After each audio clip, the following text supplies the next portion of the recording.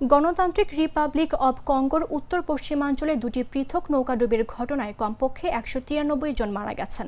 এ ঘটনায় নিখোঁজ রয়েছেন আরও অনেকে। কঙ্গোর কর্তৃপক্ষ ও রাষ্ট্রীয় গণমাধ্যম এ তথ্য জানিয়েছে বলে শুক্রবার আল জাজিরার প্রতিবেদনে বলা হয়। এতে বলা হয়, গত বুধবার ও বৃহস্পতিবার কঙ্গোর ইকুয়েটর প্রদেশে প্রায় ১৫০ কিলোমিটার দূরত্বের ব্যবধানে এ দুর্ঘটনা ঘটে।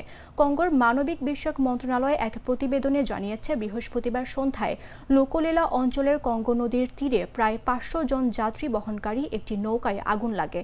পরে সেটি উল্টে গেলে ১০৭ জন মারা যান। প্রতিবেদনে বলা হয়, লোকোলেলা অঞ্চলের মালেঞ্জ গ্রামের কাছে ডুবে যাওয়া নৌকাটি থেকে ২০৯ জনকে জীবিত উদ্ধার করা হয়। কঙ্গোর সমাজ কল্যাণ বিষয়ক মন্ত্রণালয়ের বরাত দিয়ে রয়টার্স জানিয়েছে, ওই দুর্ঘটনায় ১৪৬ জন নিখোঁজ রয়েছেন।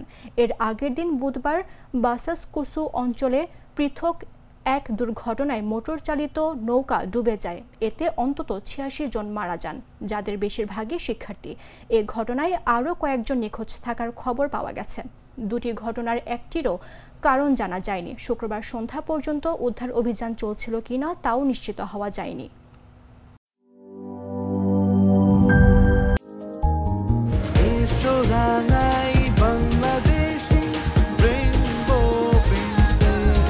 রেইনবো পেইন্টস, ছড়াও জীবনের রং।